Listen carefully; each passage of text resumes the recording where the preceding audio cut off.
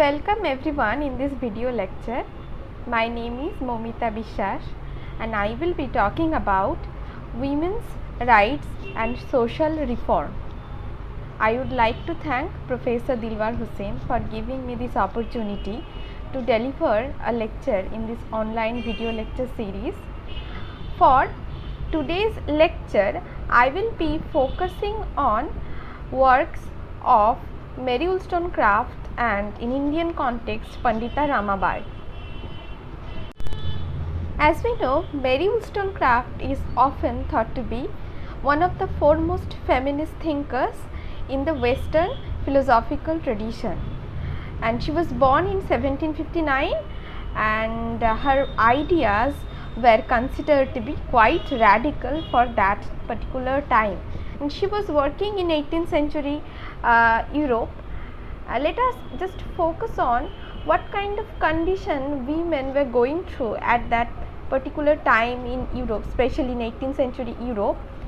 So, in that society, women did not have any sort of political rights in that manner, because under the legal terms, men and women, especially husband and wife, were considered to be as an unit, and women, they did not inherit any sort of property from their parents as well. So, property used to be inherited by the elder son or other male heirs of the family. So, women were quite vulnerable from the economic terms as well, and also from several social factors. They were relegated to margin than that of their male counterparts.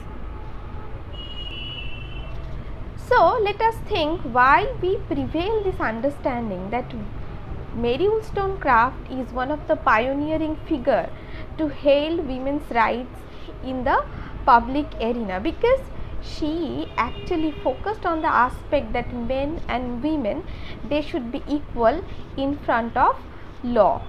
They should inherit property, and women should be educated like their male counterparts. She famously has said, "Let women share the rights, and she will emulate the virtues of man, for she must grow more perfect when emancipated." So, let us firstly focus on what kind of social condition was Mary Wollstonecraft was experiencing during her childhood. So, she was basically daughter of a farmer, and she in her adolescent period was working as a governess, and her understanding about education and especially need for women's education is reflected in her seminal text Thoughts on the Education of Daughters, which she published in 1787, and in 1788 she began working as a translator for a London publisher, Joseph Johnson, who was quite a publisher working with radical writers in that particular time. And one of her really important novels is novel Mary, a fiction, and her mature work on women's place in society is of course a Vindication of the Rights of Women in 1792, which basically draws the importance why women's rights for education and equal standing in the family is very important for society's advancement.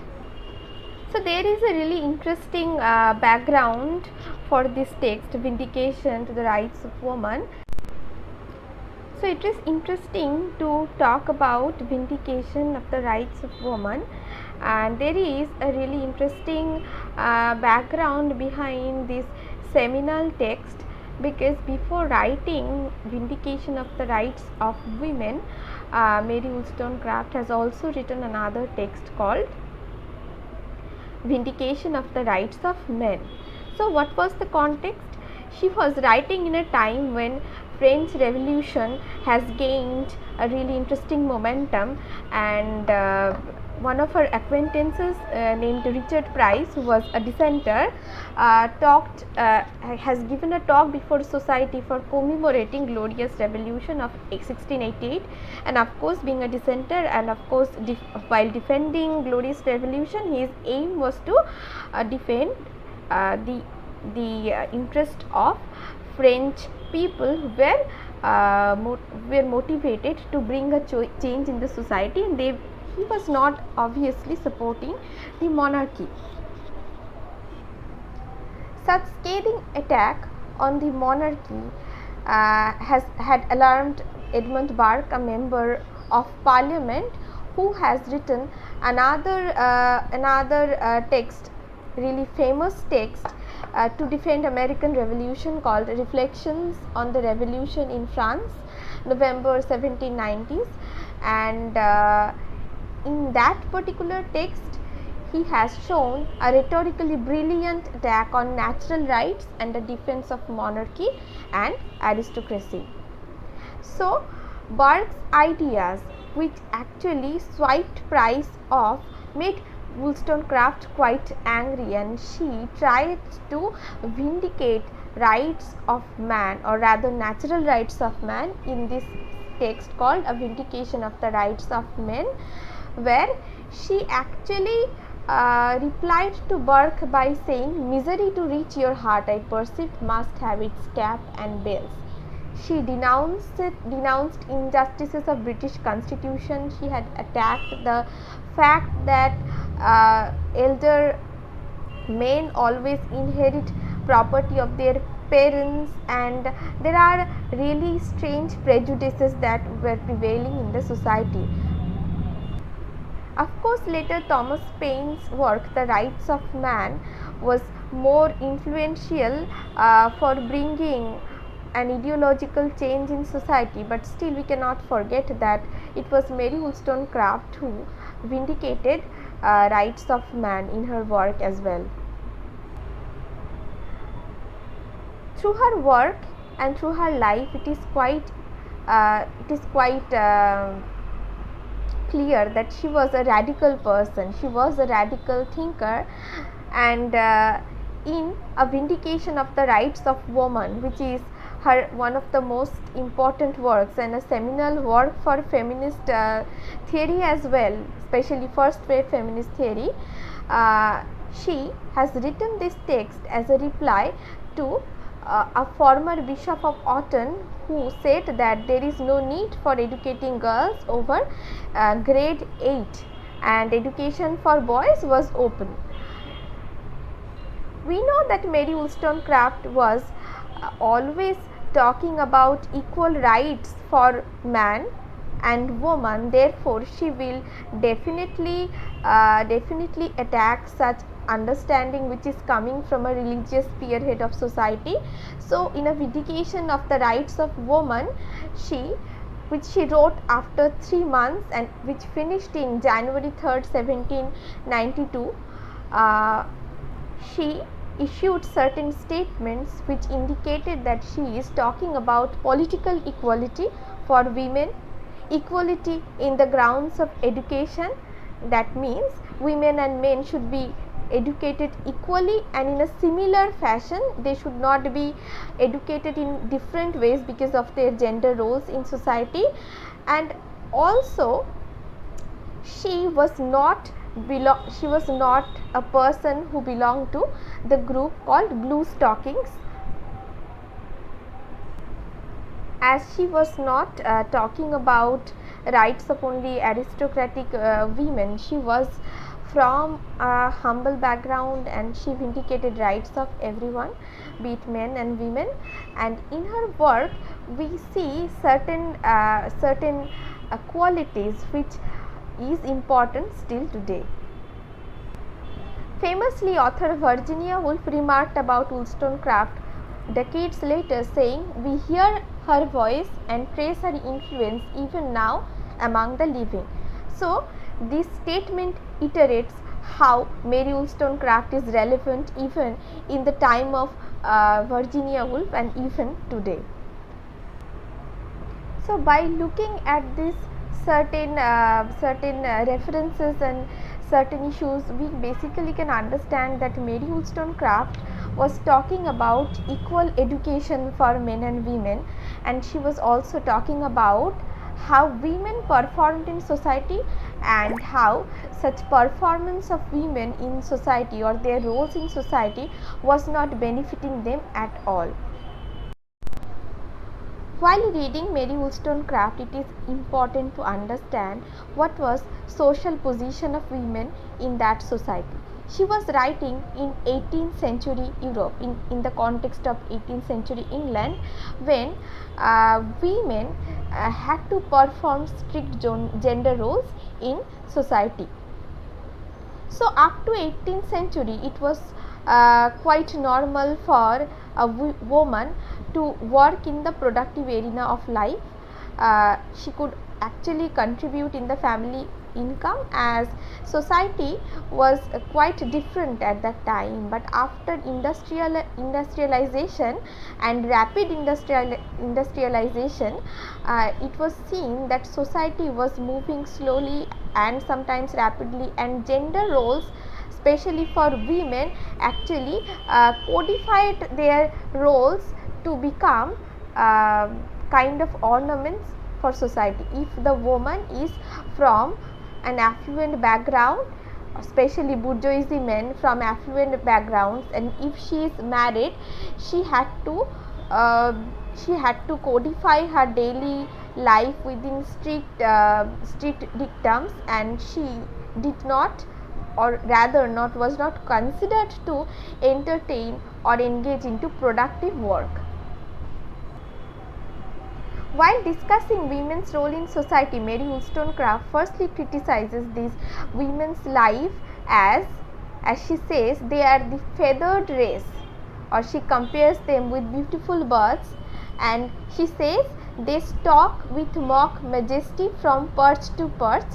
These middle class ladies, they are kind of kept women of society who are sacrificing their health, their liberty and their virtue for whatever prestige, pleasure and power their husbands are bringing for them or providing them. Wollstonecraft has criticized women for entertaining such gender roles, though she actually did not mention the term called gender roles, but she indicated that such performance or to codify their everyday behavior within strict code of conduct was not natural. It was not, there was nothing called feminine or natural femininity. Rather, she says that the women or middle class women, bourgeoisie women, they are actually caged within particular social class, and they had to abide by the roles that is given to them.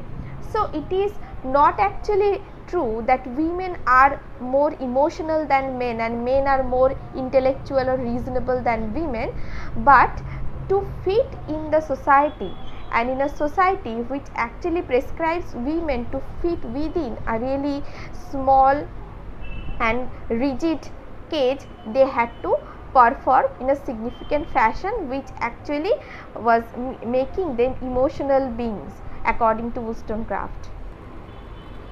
Mary Wollstonecraft had given enormous emphasis on reason, and she said that women should also exercise reason like their male counterparts. While discussing about education in that particular time, she has pointed out Jean-Jacques Rousseau's Emily, who was thought to be a figure representing educational philosophy of that time, where Emily is portrayed to be a rational man who should be educated in social sciences, natural sciences and humanities, and on the other hand, his female counterpart Sophie should be educated in music, art, fiction, poetry, while refining her homemaking skill and Rousseau's idea was that Emily would be a rational man, and for a rational man it is very important to have an emotional feminine counterpart. He has also prescribed that for a man like a rational man like Emily, it is important to exercise virtues like courage, temperance, justice, fortitude, whereas women like Sophie, they should exercise virtues like patience, docility, good humor and flexibility. Wollstonecraft accepted Rousseau's ideas about Emily's education, about making a person really rational, but she did not accept the fact that Sophie should be educated in a way which is not similar to that of Emily, because she thought that such sensibility or nurturing sensibility where reason has no role, that will not create a good environment.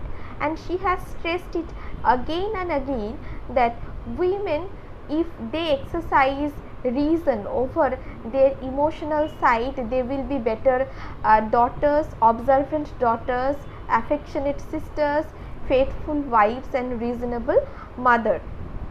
And she thought that if a woman is truly educated and educated in a way which is similar to that of man, then it will help in society's welfare. So, by looking at the prescription given by Mary Wollstonecraft, it could be thought that her understanding of education and for education for women is only based on the thought that it will help women, or it will be of utility for society in that particular time. That is not true actually, but she wanted to introduce a kind of education system which is similar for men and women, because in that system men and women will be having a chance to develop equally, be a rational figure and with health, moral capacity, and grow into full personhood. So throughout the vindication of the rights of woman, Mary Wollstonecraft is again and again stressing on the fact that it is very important for women to be autonomous decision makers. For gaining such autonomy, one may feel that it is important to have economic and political independence. That means women should have political representation, and women should be able to at least vote, and they should actually inherit property. While discussing several facts and while discussing or while expressing her anger on several social systems at that time, she did not decide at the end of a vindication of the rights of women that women should be really interested in suffragette movement or movement for gaining voting rights, or they should be politically active to be autonomous. In fact, she did not really consider women's legal representation as an important aspect to talk about. Her entire discussion actually revolved around how women should be able to women should be able to exercise reason like their male counterparts, and according to her, if she is able to bring such a positive change in her life, then she will definitely be able to more fruitful counterpart for her male companion.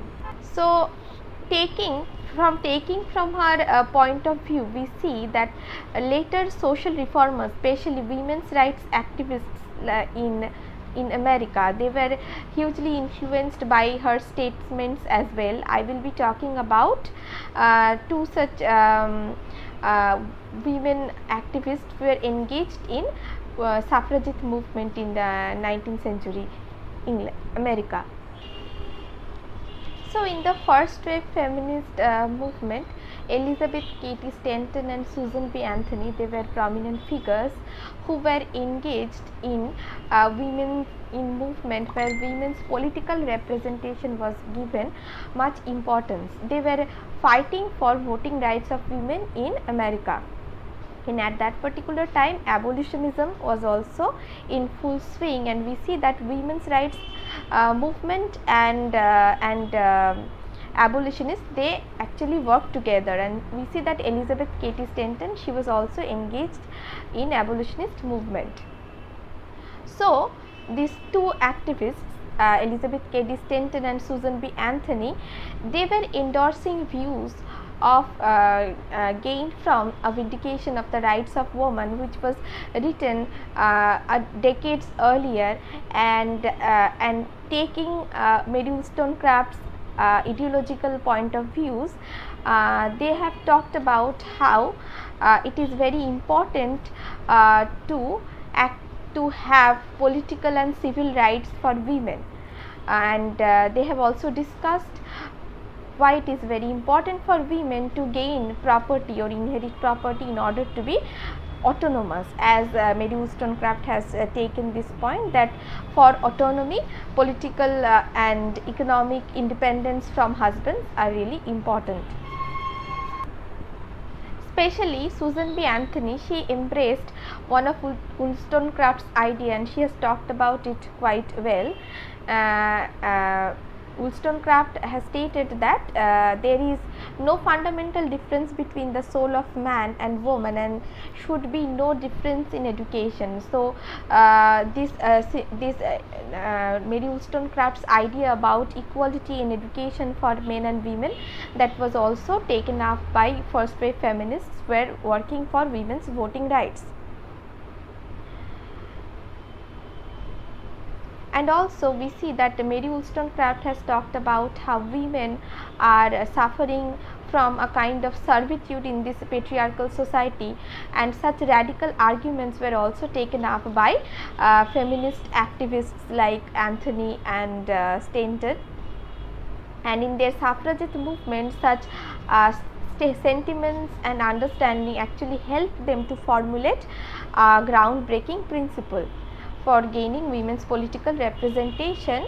They have actually revolved around Wollstonecraft's idea quite well, but they, in certain areas, they have also moved a bit further. For example, Susan B. Anthony, she has taken up the example, as Wollstonecraft has rightly pointed out, that it is very important for women to have economic independence, but on the other hand, she had this kind of limitation that too much economic persuasion will limit a person's growth.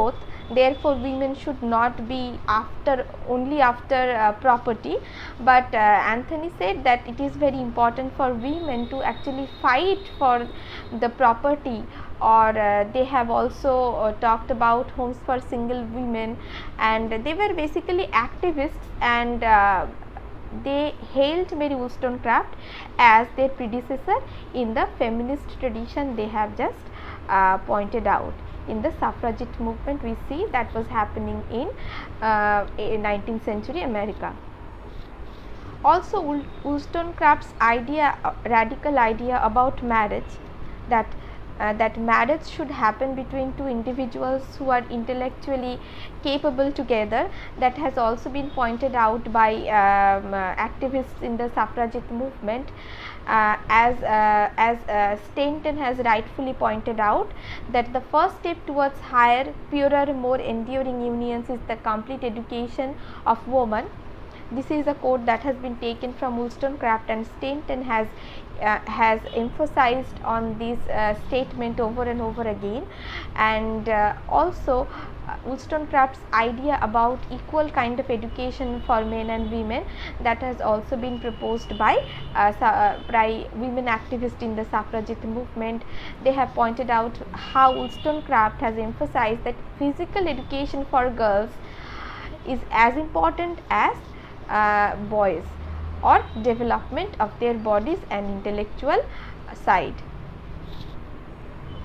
So, by looking at these examples about how later feminists like Virginia Woolf, or activists like Susan B. Anthony or Elizabeth Cady Stanton, they have pointed out radical potential of Mary Wollstonecraft, and that actually helped to not only nurture their ideological point of view, or drive their point forward about women's political representation and gaining political rights for women, but it has also been able to create a conversation where women were becoming more visible in the public arena of life. And as in 19th century suffragette movement was gaining full momentum, we have seen how Wollstonecraft as a prior figure has been hailed as a prominent feminist thinker in that particular time, because they are initiating a movement where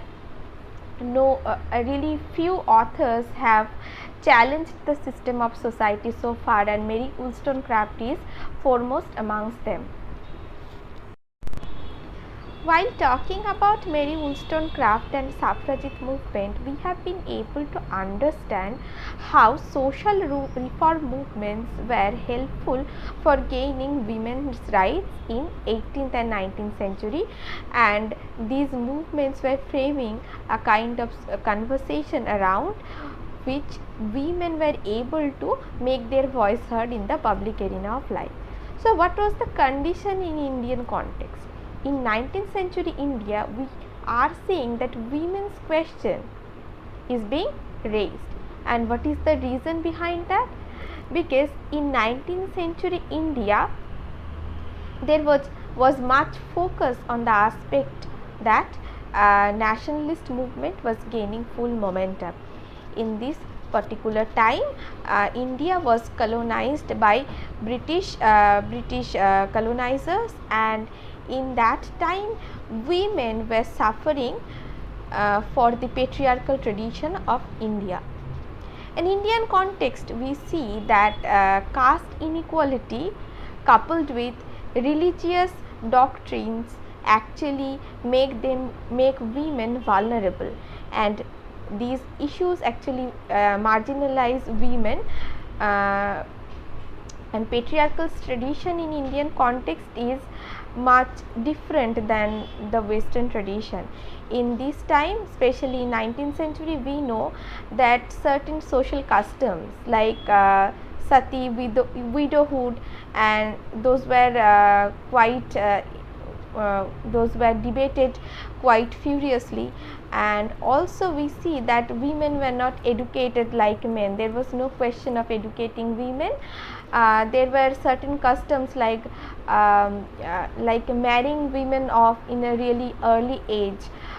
So in a number of cases we see that child brides, they are suffering a lot because of this ill custom of society. We see that these customs are making women vulnerable to an extent that they cannot exercise any of their agencies in the public arena of life. And in this time, when in the colonial era in India, we see that the discourse was divided into two halves, that is public and private, and women were only sanctioned to dwell in the public domain, private domain of life. They did not have any consideration from the or society did not consider women to engage in the public arena of life. So why 19th century thinkers who were primarily engaged into nationalist discourse or nationalist movement, they were considering that women's education and upliftment of women was quite necessary for warding ills of society off. Because at that particular time, British government, they were pointing out that women's condition in Indian society is really deplorable. At that time, traditional customs like ill treatment of widows, child marriage, or denial of education to women, those were proven to be as something where British government was giving much emphasis, and they were introducing laws to mitigate those societal ills. So there was a challenge from the colonialists point of view, that they were introducing certain social reforms or legal reforms for women's benefit, and on the other hand, thinkers at that particular time, they were engaging in the discourse, and by engaging in these discourses, those legal outcomes was actually been possible. Despite a section of nationalists who were engaged in the nationalist movement, they were talking about certain aspects which could uplift women's condition in society, but there was another wing of nationalist activists who actually thought that women held traditional qualities of Indian society. So the customs like sati, widowhood, child marriage, these are actually keeping the tradition of Indian society intact, and therefore men, they are bound to engage in the public discourse, and they have to engage with British colonialists, and they have to quote unquote pollute them with the modernizing principles of the colonizers. But women had the capacity to retain the purity within their household, and they should exercise in extreme those customs with full sincerity. So this divide was generating a discourse from where a good number of thinkers were only talking about women's rights and women's education. They were emerging. For example, in 1890s, Jyotiba Phule, he emerged as a thinker who not only talked about women's rights and women's education, but he has also pointed out how Brahminical Hinduism is the primary concern, should be primary concern for Indian society, and if India wants to get out of the rigid clutches of ills of society, then it is very important to address these issues. In this time, we would like to talk about Pandita Ramabai. She was one of the most important social reformers from Maharashtra who played significant role to make the discourse more egalitarian for women, and as a female figure in that time, Pandita Ramabai has worked so remarkably that she is hailed as one of the most important figures in or women leaders in contemporary times. She was born in 23rd April in the forest of Ganamal in Maharashtra to Lakshmibai and high caste Hindu Brahmin named Anand Shastri. So Anand Shastri was himself a social reformer, and he was living a kind of different lifestyle within forest and as a social reformer, and he had a kind of zeal to educate his children, girls and boys equally. So he treated them equally, and he treated and he educated Ramabai with full Sanskrit scholarship. Therefore, she was introduced later as Pandita Ramabai because she was a Sanskrit scholar, and her education was initiated by her father. So she was introduced in the civil society as a pioneering, really educated woman figure in 1878 when she came to Kolkata, and as she was a Sanskrit scholar, and she could actually emphasize on the scholarship quite well, she was awarded with the title called Pandita or Saraswati, which means a wise person or goddess of learning or wisdom. She not only actually broke the tradition by learning Sanskrit, being a woman, but she married to a Shudra person. She was a Brahmin by birth, but she was married to Bipin Bihan Das Medhabi, who was Shudra by caste, but he was a lawyer. So her life and her works and her life from the beginning was quite radical for that time, as we know. She was not only a radical figure by being an educated female individual and by marrying a Shudra person. She was also an activist. When she before she was 20, she and her brother, they toured widely and they spread awareness about necessity for women's education. And after her husband's death, she moved to Pune and there she founded Arya Mahila Samaj, where the main focus area was the idea of education. And she talked about why education should be inclusive. Education should include people from all segments of society. Her commitment from the beginning was that of bringing social reform. She believed that it is very important to be self-reliant for the progress of society. Ramabai was also engaged in missionary activity, though she was Hindu person by birth. She has a kind of religious principle from early on of her life, but later she had taken vows into Christianity and she was engaged into missionary activities as well. Pandita Ramabai's zeal was really vigorous. She was appointed out by Hunter Education Commission in 1882. She was able to give evidence that it is very important to train teachers in India. When Hunter Commission actually inquired about educational system in India and tried to improve it or modernize it to an extent, Pandita Ramabai gave evidence that it is very important to train teachers in India and also introduce female teachers in this system so that it will be more beneficial for society. And she has pointed out how it is very important to have female doctors in India, as women were not really comfortable with male doctors, therefore their health was deteriorating quite an extent. We know at that time child mortality rate was quite high and women, they suffered hugely for not having enough modern medical attention.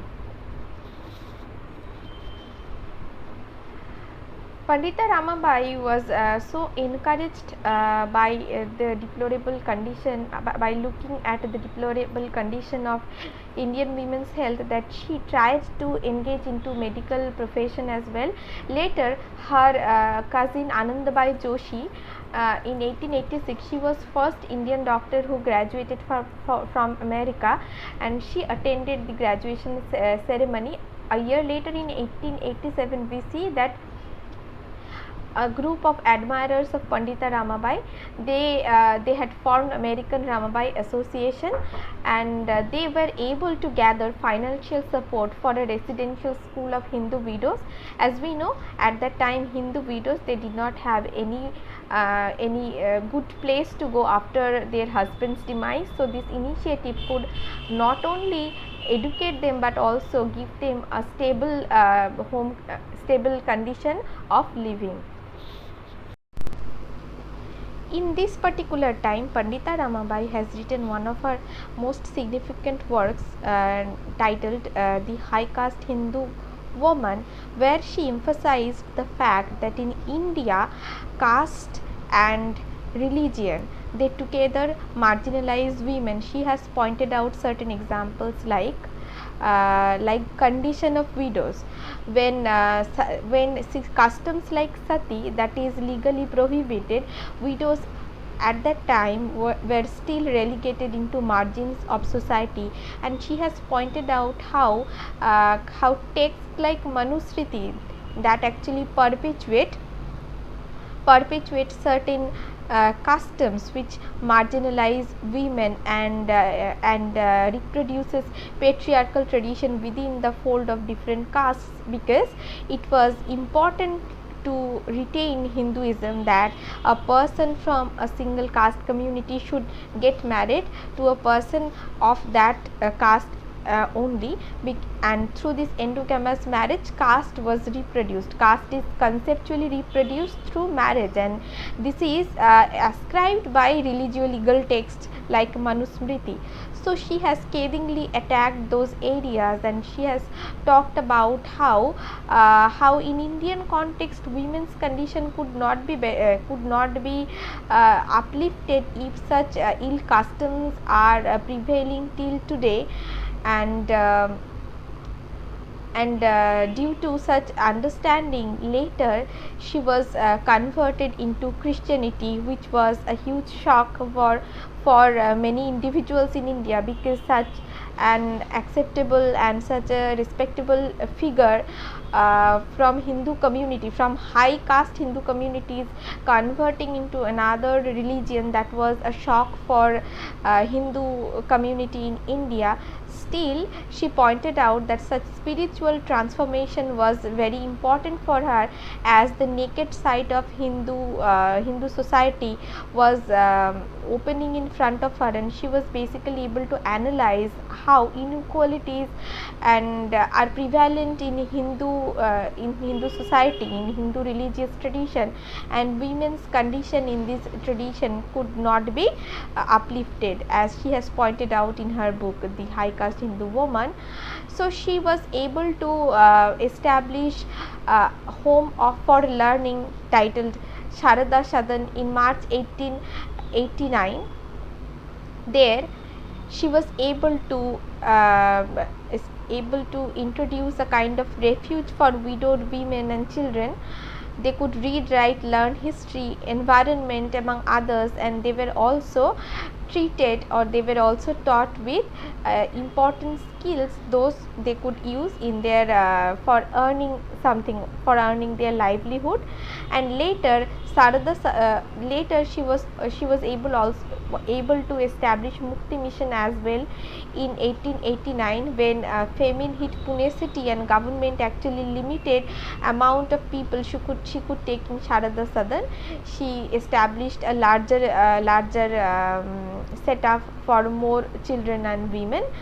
Meera Koshambi actually thinks that Pandita Ramabai should be treated as a person who is introducing history of the first wave feminism that was triggered in Western India. So she is hailed as one of the first feminist thinkers in India, who devoted her entire life for empowerment of women, and she not only analyzed ills of Brahminical patriarchy, but she also tried to mitigate those ills by establishing certain institutions, and also tried to empower women from practical side as much as she could under the strict religio legal dictums of patriarchal society in that particular time in 19th century India. By looking at examples of Mary Wollstonecraft and Pandita Ramabai, we can understand why social reform is so important for bringing a valuable change in society and for bringing women's rights. Because in earlier society, in earlier system, women under the strict patriarchal order, they did not have any political economic right in Western society and in Indian society as well.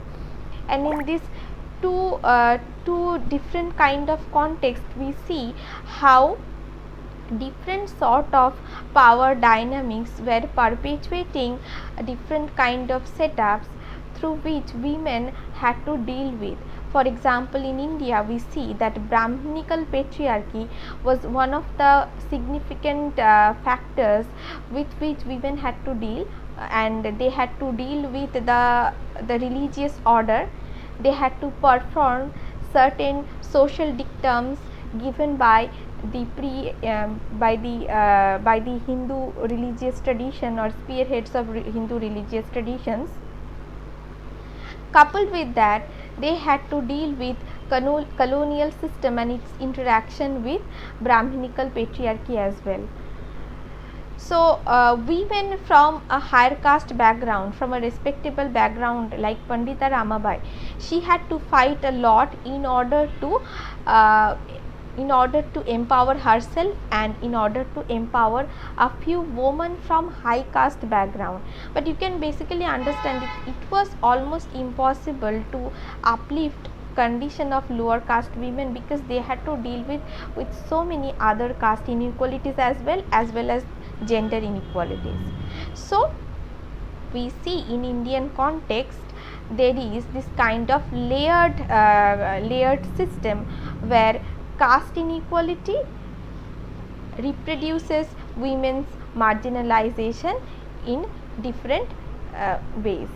And in Western tradition, by looking at Mary Wollstonecraft, we are able to understand that radical thinking was very much necessary in 18th century when she was active, but those radical thought was not able to bring any significant change.